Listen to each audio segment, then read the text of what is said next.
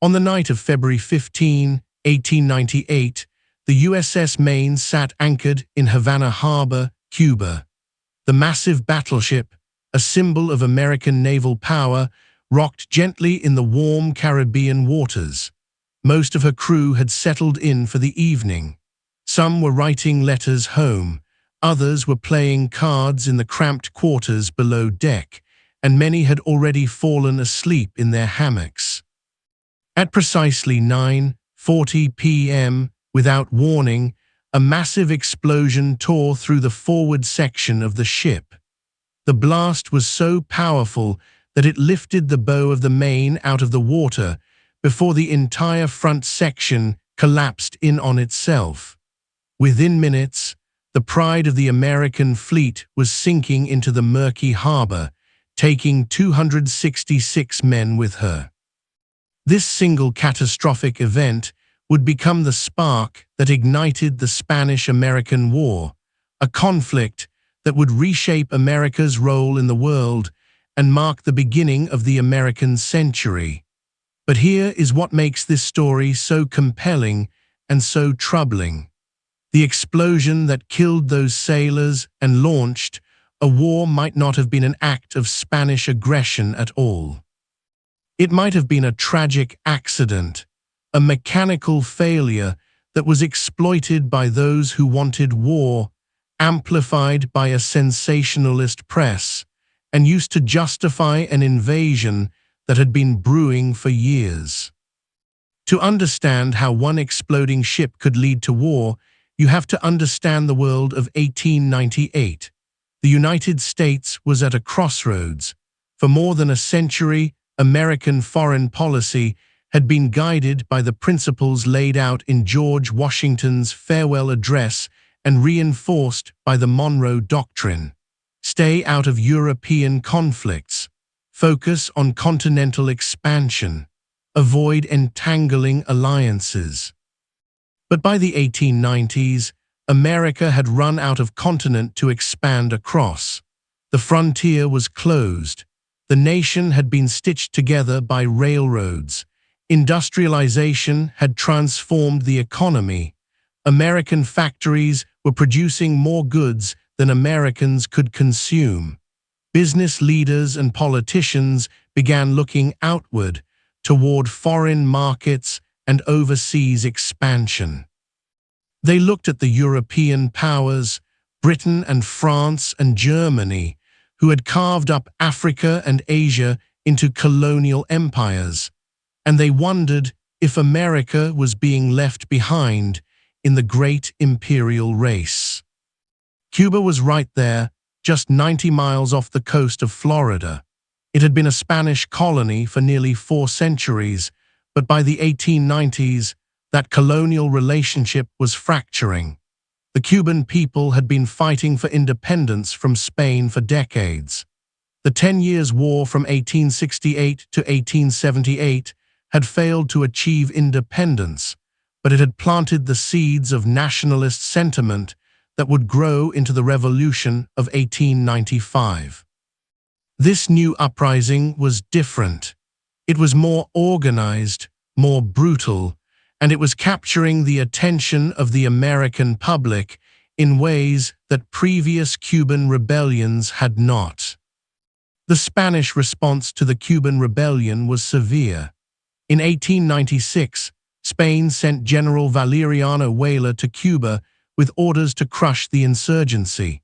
Weyler implemented a policy of reconcentration, which sounds clinical and bureaucratic, but was actually horrifying in practice. The rural Cuban population was forced into concentration camps in cities and towns.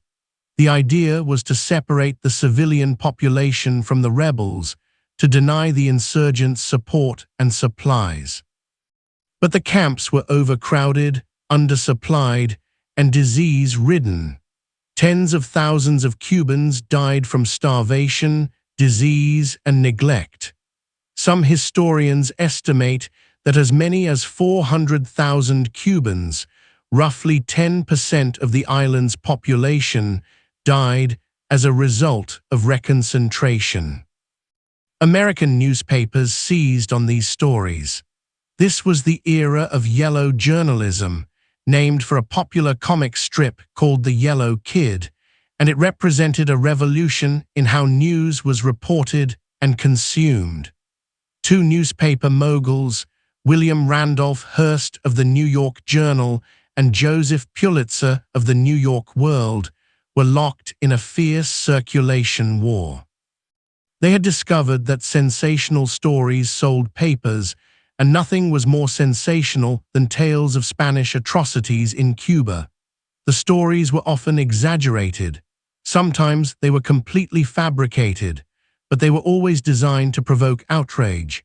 American readers were treated to daily accounts of innocent Cubans being tortured, starved, and murdered by Spanish authorities, young women stripped and searched by Spanish soldiers, children dying in concentration camps. Brave Cuban freedom fighters battling against overwhelming odds. The truth was more complicated, as it always is. The Cuban rebels were not innocent freedom fighters engaged in a clean war of liberation. They deliberately destroyed property, particularly sugar plantations and mills, to damage the Cuban economy and make the island ungovernable. They killed civilians who they suspected of collaborating with Spain. They were fighting a guerrilla war, and guerrilla wars are inherently brutal and messy. But American newspapers were not interested in complexity. They wanted heroes and villains, and they had decided that the Cubans were heroes and the Spanish were villains. There were genuine humanitarian concerns. The suffering in Cuba was real, even if it was exaggerated in the press.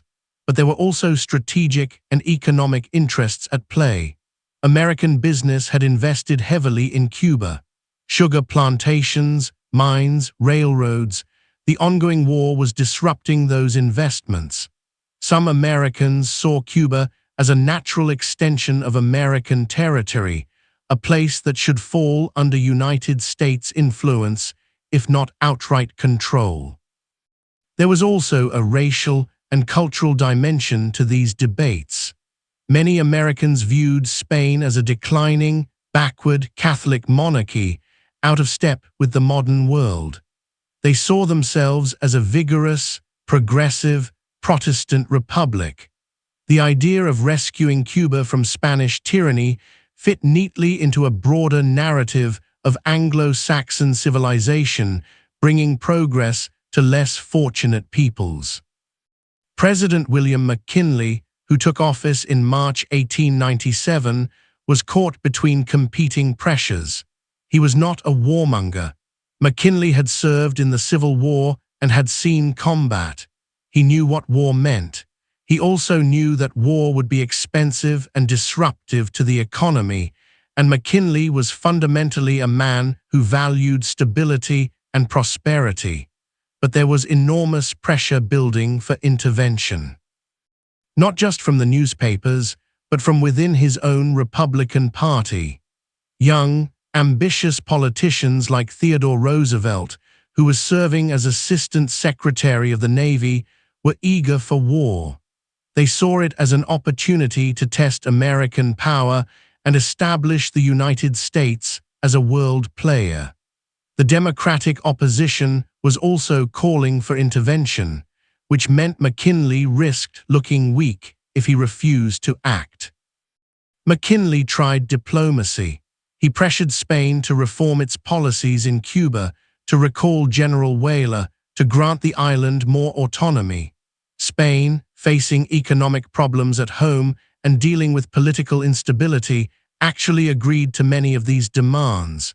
Weyler was recalled in October 1897. Spain offered Cuba autonomy within the Spanish Empire, but it was too little, too late. The Cuban rebels rejected autonomy. They wanted complete independence. And in the United States, the momentum toward war was building. It was in this tense atmosphere that the USS Maine was ordered to Havana.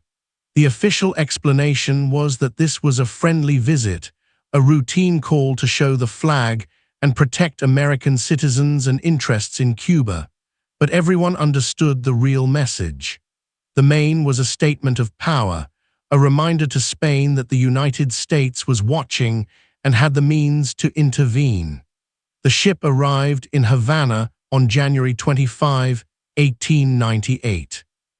Her captain, Charles Sigsbee, was careful to follow all protocols and maintain friendly relations with Spanish authorities.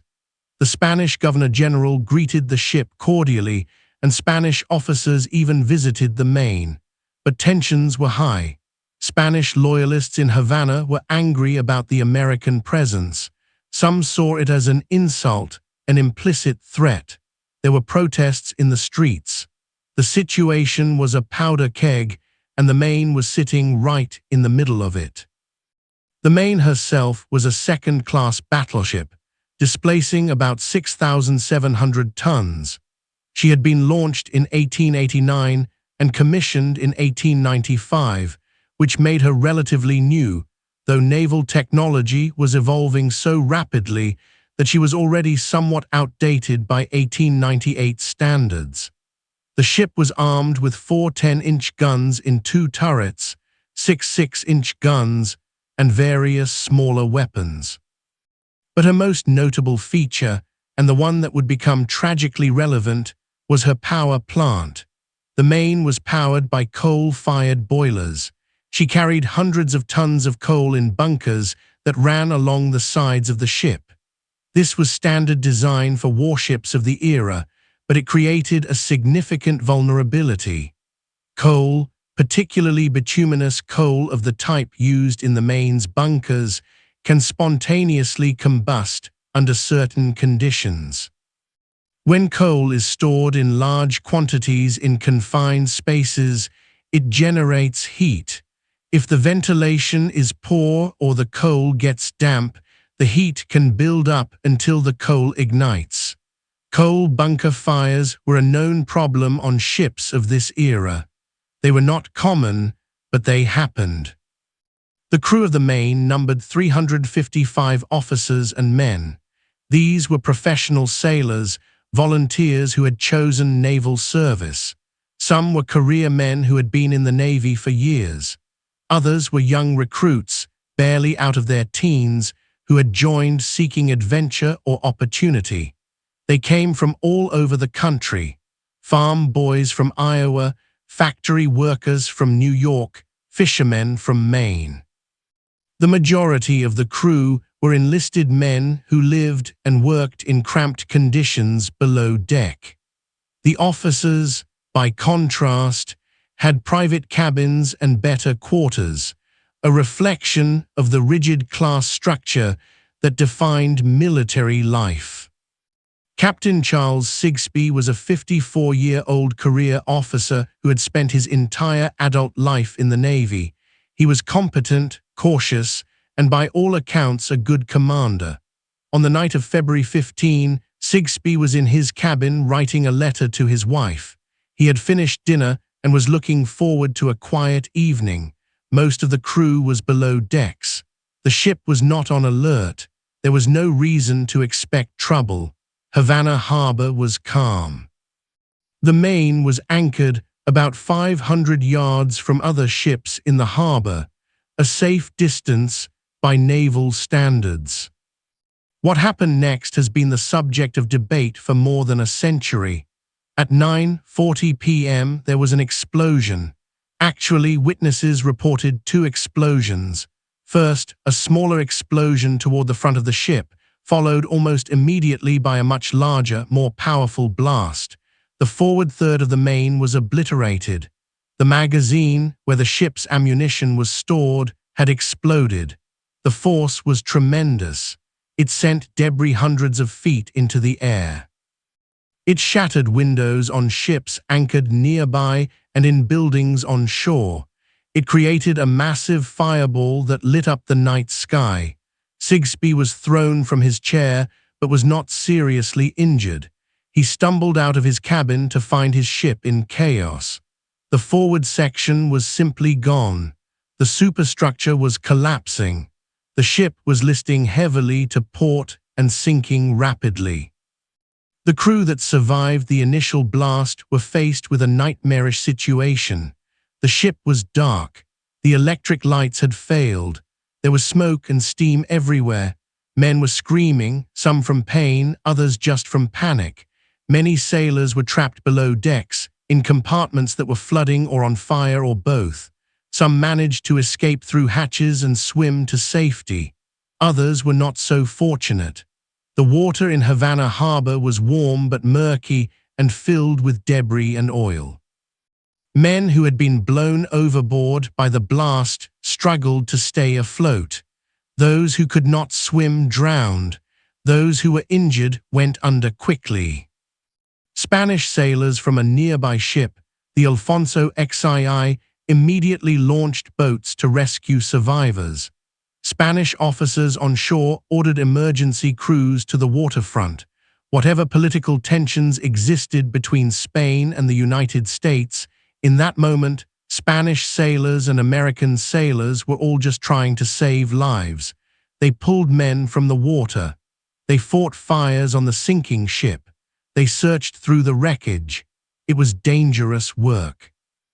There were secondary explosions as ammunition cooked off in the fires. The ship was unstable and could have capsized at any moment, but the rescue efforts continued through the night. By morning, the full scale of the disaster was apparent. The Maine had settled to the bottom of the harbor. Only her superstructure and rear section were visible above the waterline. The forward section was a twisted mass of metal, completely unrecognizable. Bodies were still being recovered from the water and the wreckage. The final death toll would be 266 men, roughly 3/4 of the crew. It was the worst peacetime disaster in the history of the U.S. Navy up to that point. Captain Sigsbee sent a telegram to Washington. He reported the destruction of his ship and the loss of his crew. And then he added a crucial sentence. He urged that public opinion be suspended until further investigation. Sigsbee understood immediately that this disaster would have political ramifications. He did not know what had caused the explosion, but he knew that people would jump to conclusions. He wanted to make sure those conclusions were based on evidence, not speculation or emotion. But Sigsbee's caution was drowned out by the roar of the newspapers. Even before any investigation could be conducted, even before the bodies of the dead had been recovered, the headlines were screaming that Spain was responsible. The New York Journal ran the headline, "The warship Maine was split in two by an enemy's secret infernal machine." The illustration showed the Maine being blown up by an underwater mine. There was no evidence for this. None. But evidence did not matter. The journal was telling its readers what they wanted to hear. Hearst, the publisher, allegedly sent a telegram to his illustrator in Cuba saying, "You furnish the pictures and I'll furnish the war." Whether or not Hearst actually said this, it is disputed by historians. The sentiment captures the role that newspapers played in pushing the country toward conflict. The Maine had not been alone in Havana harbor. There were other ships, including Spanish vessels, anchored nearby. None of them had been damaged. If a mine had been placed under the Maine, it would have required careful preparation and precise placement. Who would have done this? The Spanish government had no motive. Spain was desperately trying to avoid war with the United States. Spanish authorities knew that a war with America would be a disaster for Spain. Spain was a declining power with an obsolete military and a weak economy. The United States was young, strong, and increasingly aggressive. War would mean the loss of Cuba and probably other Spanish colonies as well. Why would Spain deliberately provoke such a conflict by destroying an American warship? Some American officials suggested that Spanish loyalists in Cuba might have acted without authorization from Madrid. These were people who opposed autonomy for Cuba and who resented the American presence. Perhaps they had planted a mine to drive America out. It was possible, but there was no evidence. No one claimed responsibility. No mines or mine-laying equipment were found. And placing a mine under a warship in a busy harbor without being detected would have been extremely difficult. The U.S. Navy convened a court of inquiry to investigate the disaster. The panel arrived in Havana on February 21, just 6 days after the explosion. They faced enormous challenges. The ship was at the bottom of the harbor in murky water. Diving technology in 1898 was primitive. Divers wore heavy copper helmets and bulky suits. They could only stay underwater for short periods. Visibility was terrible. The wreckage was dangerous, with sharp metal edges and unstable structures. Nevertheless, the divers went down again and again, examining what they could see and feel of the wreckage. The Spanish government also conducted its own investigation. Spanish authorities were anxious to prove that they were not responsible for the disaster. The Spanish inquiry was led by naval officers who examined the wreckage and interviewed witnesses. Both investigations were hampered by the same problems: poor visibility, difficult diving conditions, and the sheer devastation of the explosion, which had obliterated much of the evidence. On March 28, 1898, the U.S. Naval Court of Inquiry released its findings. The report concluded that the Maine had been destroyed by a mine. The evidence for this was the condition of the hull. The divers reported that the bottom plates of the ship were bent inward and upward, which suggested that an external explosion had pushed the hull up into the ship. A coal bunker fire, they reasoned, would have bent the plates outward. Therefore, a mine was the most likely explanation. The court did not assign blame for who had placed the mine, but the implication was clear. If there was a mine, someone had put it there, and that someone was most likely connected to Spain, whether officially or unofficially. The Spanish inquiry reached the opposite conclusion. Spanish investigators determined that the explosion had originated inside the ship. They argued that a coal bunker fire had ignited the ammunition magazine, causing the devastating explosion. The condition of the wreckage, they claimed, was consistent with an internal explosion, not a mine. The Spanish report was detailed and seemed credible, but it was dismissed by American officials and the American press. Spain had obvious reasons to deny responsibility, and Americans were not inclined to believe Spanish conclusions. So you had two investigations, both examining the same wreckage, reaching opposite conclusions. In the absence of definitive proof, people believed what they wanted to believe, and most Americans wanted to believe that Spain was responsible. The phrase, "Remember the Maine, to hell with Spain," became a rallying cry. It was chanted in the streets. It appeared in newspaper headlines. It was used by politicians calling for war. The actual cause of the explosion became almost irrelevant. The Maine had become a symbol, and symbols are more powerful than facts. President McKinley was still trying to avoid war. He sent the Spanish government an ultimatum. Spain must grant Cuba full independence and pay reparations for the Maine. These were terms that Spain could not accept without completely abandoning its position. The Spanish government tried to negotiate, offering compromises and concessions, but it was too late. Public opinion in the United States had hardened. Congress was demanding action. Even members of McKinley's own party were questioning his leadership. McKinley was being portrayed as weak, as someone who was allowing Spain to murder American sailors without consequences. On April 11, 1898, McKinley asked Congress for authorization to use military force to end the conflict in Cuba. He did not explicitly call for war, but everyone understood what military force would mean. Congress debated for a week. There was still some opposition, primarily from anti-imperialists who worried that intervention in Cuba would turn America into a colonial power, but they were outnumbered. On April 19, Congress passed a joint resolution that authorized the president to use force to secure Cuban independence.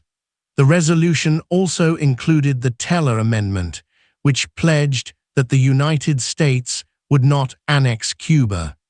This was meant to reassure those who feared American imperialism, but it would prove to be a hollow promise in many ways. Spain severed diplomatic relations with the United States on April 21. McKinley ordered a naval blockade of Cuba on April 22. Spain declared war on April 23. The United States declared war on April 25, backdated to April 21, so that it could claim Spain had started the war. These were the formal steps, the diplomatic rituals. But in practical terms, the war had begun the moment the Maine exploded. Everything after that was just playing out the inevitable consequences. The Spanish-American War lasted less than 4 months, from April to August 1898. It was a remarkably one-sided conflict. The United States Navy destroyed the Spanish Caribbean Fleet at Santiago de Cuba in July and the Spanish Pacific Fleet in Manila Bay in the Philippines in May.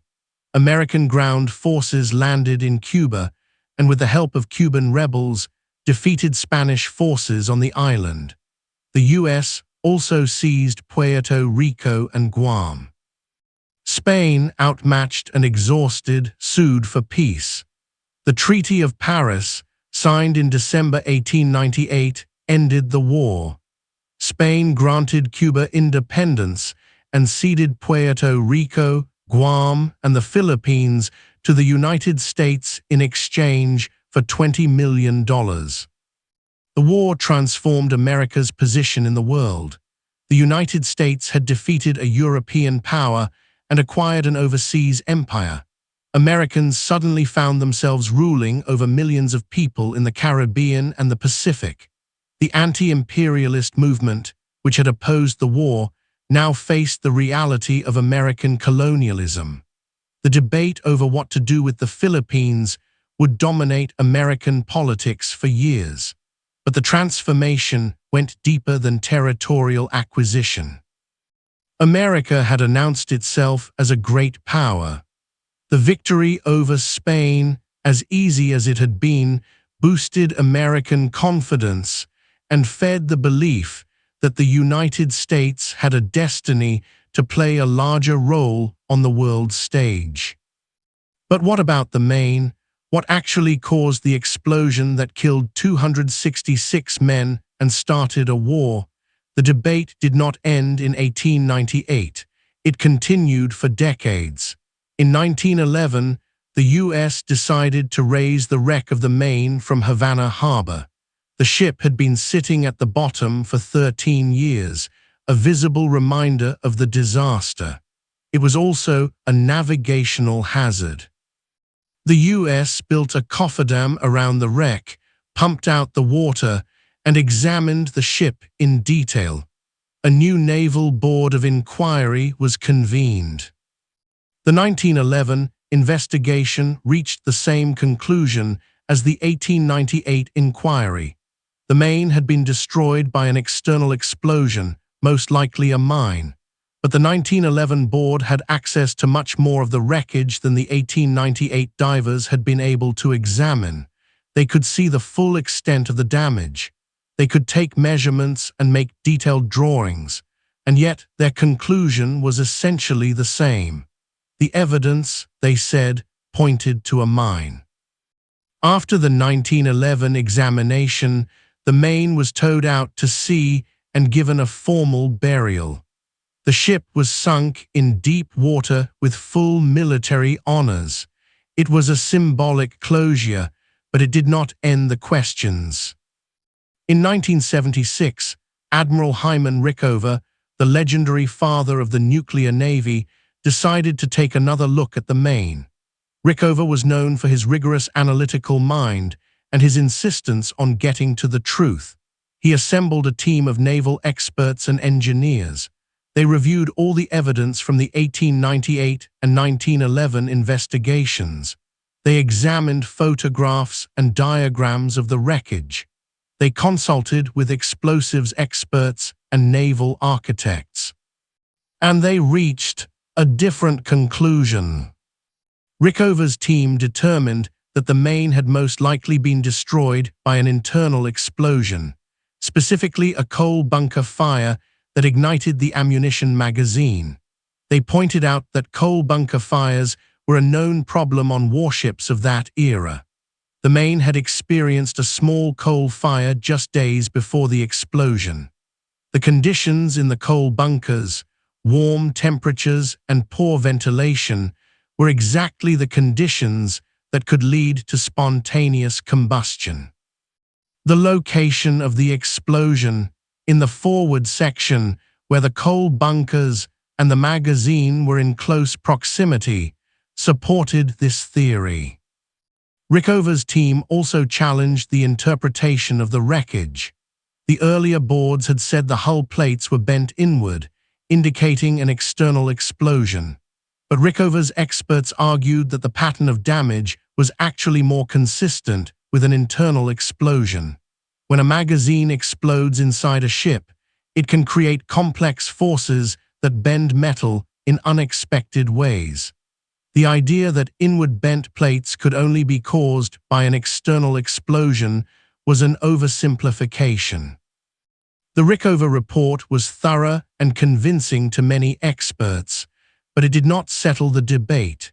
In 1998, on the 100th anniversary of the Maine disaster, the National Geographic Society sponsored another investigation. They used computer modeling and modern analytical techniques to examine the evidence. This investigation concluded that the most likely cause was still an external explosion, probably a mine.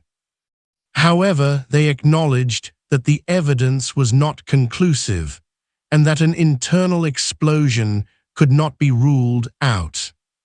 So here we are, more than a century after the Maine exploded, and we still do not know for certain what happened. The evidence is contradictory. The wreckage is long gone, buried at the bottom of the ocean. The witnesses are all dead. We have investigations and counter-investigations, expert opinions and competing theories, but no definitive answer. What we can say with confidence is this: if the Maine was destroyed by a mine, there is no credible evidence that the Spanish government was responsible. Spain had no motive and every reason to avoid provoking the United States. If Spanish loyalists in Cuba did plant a mine, they did so without leaving any trace, any claim of responsibility, any evidence of planning or execution. That seems unlikely. The more probable explanation, the one supported by Rickover and other modern analysts, is that the Maine was destroyed by a tragic accident.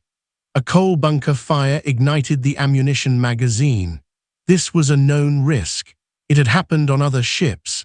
The Navy knew about the danger but had not taken adequate precautions. The coal bunkers on the Maine were located right next to the magazine. There was only a thin bulkhead separating hundreds of tons of coal from tons of high explosives. It was a design flaw, a ticking time bomb. And on the night of February 15, 1898, that bomb went off. If this is true, and the evidence suggests it probably is, then the Spanish-American War was started by a lie. Not a deliberate lie, perhaps, but a rush to judgment, a willingness to believe the worst, a failure to wait for evidence before assigning blame. The American press and American politicians decided almost immediately that Spain was responsible for the Maine. They created a narrative of Spanish treachery and American victimhood. They used that narrative to build support for a war that many of them wanted anyway. The Maine did not cause the Spanish-American War. The war was the result of decades of tension over Cuba, American expansionist ambitions, Spanish colonial decline, and the rise of yellow journalism. But the Maine gave war advocates the incident they needed. It provided an emotional trigger, a concrete event that could be used to mobilize public opinion. The actual cause of the explosion was less important than what the explosion represented. This raises uncomfortable questions about how nations go to war. The decision to go to war is supposed to be based on careful deliberation, on clear threats to national security, on exhausting peaceful alternatives. But the reality is often much messier. Wars are started by accidents and misunderstandings. They are fueled by propaganda and manipulation. They are driven by the ambitions of politicians and the circulation goals of newspaper publishers. They are enabled by a public that wants to believe simple stories about heroes and villains. The Maine is a case study in how not to respond to a crisis.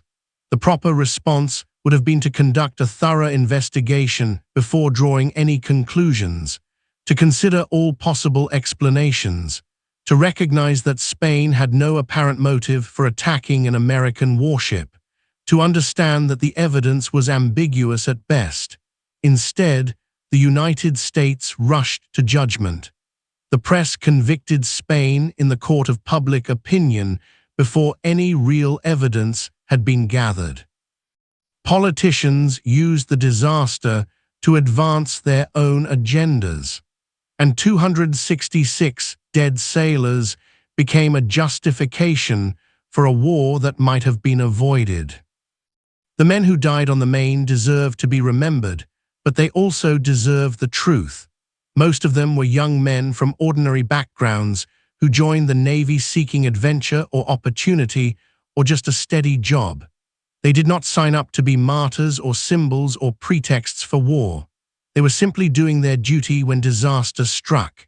If they were killed by a mine placed by enemies of the United States, then their deaths were an act of war, and the American response was justified. But if they were killed by an accident, by a design flaw and a coal fire, then they died for nothing. And the war that followed, a war that cost thousands more lives and reshaped the world, was built on a foundation of error and manipulation. The legacy of the Maine extends far beyond 1898. It established a pattern that would repeat throughout American history. The Gulf of Tonkin incident in 1964, which was used to justify escalation in Vietnam, involved reports of attacks on American ships that were either exaggerated or never happened. The weapons of mass destruction in Iraq, which were cited as justification for the 2003 invasion, turned out not to exist. The Maine was the first modern example of how an incident involving the military can be used to manufacture consent for war. The phrase, "Remember the Maine," has become part of American cultural memory.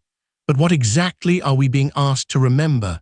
Are we remembering the sailors who died, the real human beings who were blown apart or drowned or burned? Or are we remembering a narrative, a story about American innocence and Spanish villainy that probably was not true? Memory is selective. Nations choose what to remember and what to forget. They create myths that serve their purposes. The Maine has been mythologized as an example of unprovoked aggression against the United States. But the actual history is more complicated and more troubling. The Spanish-American War itself is often portrayed in American history as a kind of splendid little war, a phrase that was actually used at the time. It was quick. American casualties were relatively light, at least from combat. Disease killed more American soldiers than Spanish bullets. The United States won a decisive victory and emerged as a world power. But this narrative ignores the perspectives of the people who lived in the territories that America acquired. The war might have been splendid for Americans, but it was devastating for Spain. And it was the beginning of a long and troubled relationship between the United States and Latin America. Cuba provides a particularly troubling example. The United States went to war supposedly to liberate Cuba from Spanish tyranny and grant the island independence. The Teller Amendment explicitly promised that America would not annex Cuba, but what happened in practice was very different. After Spain was defeated, the United States occupied Cuba. American military governors ran the island. When Cuba finally got a constitution in 1902, it included the Platt Amendment, which gave the United States the right to intervene in Cuban affairs and to establish naval bases on the island. Cuba was nominally independent, but it was really an American protectorate. The United States would intervene militarily in Cuba multiple times over the next decades. American companies dominated the Cuban economy. This relationship bred resentment that would eventually contribute to the Cuban Revolution of 1959 and the establishment of a communist government just 90 miles from Florida. The Philippines experienced even worse. Filipino rebels had been fighting Spain for independence, just like Cuban rebels. When the United States defeated Spain, many Filipinos expected that America would grant them independence. Instead, the United States decided to keep the Philippines as a colony. The Filipino rebels, led by Emilio Aguinaldo, turned their weapons against the Americans. The resulting Philippine-American War lasted from 1899 to 1902, though guerrilla resistance continued for years afterward. It was brutal. American forces engaged in tactics that were remarkably similar to the Spanish tactics in Cuba that had so outraged American public opinion. Villages were burned. Civilians were herded into camps. Water torture was used on prisoners. Estimates of Filipino deaths range from 200,000 to over 1 million, many from disease and famine caused by the war. The Philippine-American War is often forgotten in American history, overshadowed by World War I and World War II. But it was a significant conflict that revealed the darker side of American imperialism. These consequences flowed from the Spanish-American War, and the Spanish-American War flowed from the Maine. This is not to say that the sailors who died on the Maine were responsible for imperialism or for the suffering in Cuba and the Philippines, but their deaths were used to justify policies that led to those outcomes. The Maine became a symbol that was deployed to silence opposition and rally support for expansionist policies. There is also a lesson here about the media and its role in democracy. The newspapers that promoted war in 1898 were not interested in truth. They were interested in selling papers. They discovered that sensational stories about Spanish atrocities and mysterious explosions sold more copies than sober analysis. They whipped up public emotion because emotional readers were loyal readers. Today we call this clickbait, but the phenomenon is not new. The technology has changed, but the underlying dynamic remains the same. Media outlets compete for attention, and the easiest way to get attention is through outrage and fear. Yellow journalism eventually went out of fashion. Publishers realized that credibility mattered. The worst excesses of sensationalism were reined in. Professional standards developed. But the tension between serious journalism and entertainment, between informing the public and capturing their attention, never went away. Every generation has to relearn the lesson that a democracy depends on an informed public, and an informed public depends on media that values truth over profit. The story of the Maine is ultimately a story about the fragility of peace and the ease of war. Peace requires patience, careful judgment, and a willingness to live with uncertainty. War offers clarity, purpose, and the satisfaction of action. When the Maine exploded, the responsible thing to do would have been to admit that nobody knew what had happened and to wait for evidence. But admitting ignorance is hard. It feels like weakness. It opens the door to criticism. So instead, politicians and newspapers rushed to provide answers. They offered certainty when there should have been doubt. They provided a villain when the real enemy might have been accident and chance.